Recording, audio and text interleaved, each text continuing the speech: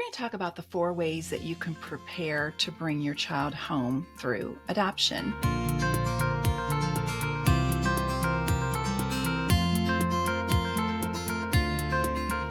Just in case we haven't met yet, I'm Stephanie A. I'm the founder and executive director here at Adoption and Beyond. We help adoptive and birth families through their adoption journey from the beginning to placement to beyond. So the 4 ways you can prepare are basic needs, travel needs, financial needs, and emotional needs. So we're going to break those down for you in today's video.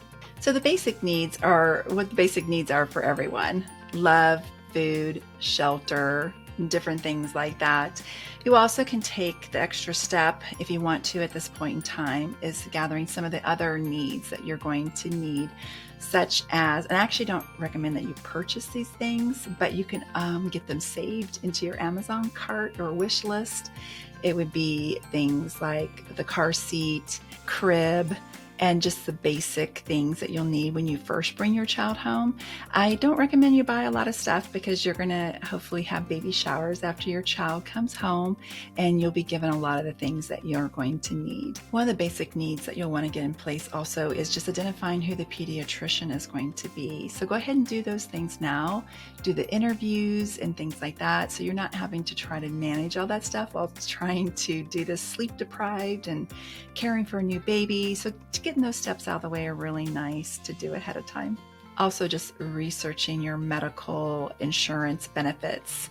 That's extremely important for any kind of adoption you're going to do, is knowing when your child is going to be covered and researching that stuff before you need it.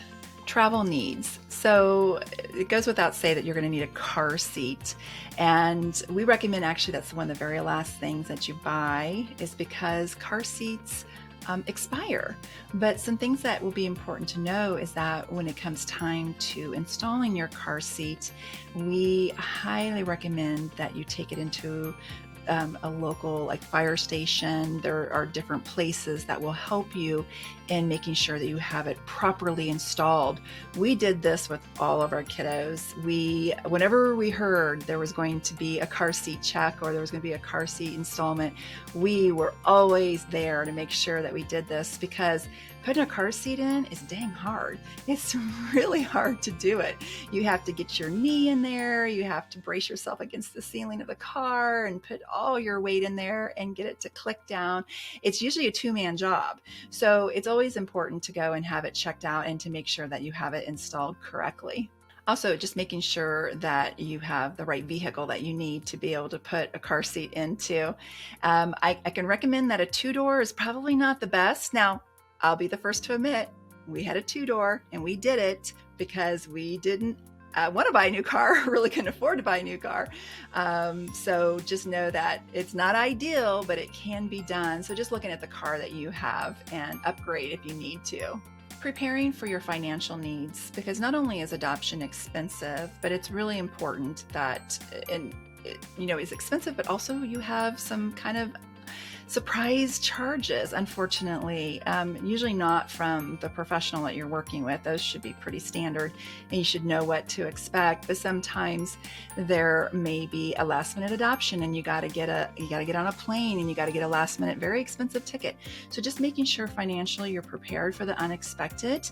It's always a good idea to have 3 to 6 months in reserve for an emergency, because you just never know, especially with adoption, what is going to need to happen financially.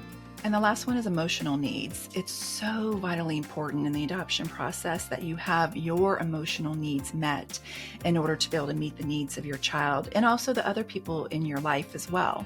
For example, you may have to emotionally be able to support the birth parents as well. So it's really important to be sure you're taking care of yourself and to be able to get the supports that you need. So that could be through a Facebook support group, which we have. It's called All About Adoption, and feel free to join us in there. And then also just getting your family, your friends, just getting everybody around you to make sure you have the support system that you need in place. And that will be really important, especially with adoption, because like I said, earlier, you could have like a last minute adoption and need to rearrange your life very, very quickly. And just having that support system in place to be able to trigger it if you need that will be vitally important for you. I just want to thank you for watching. Be sure you hit the subscribe button if you haven't already, and just rest assured you're in the right place to expand your family in its own unique way through adoption. Bye.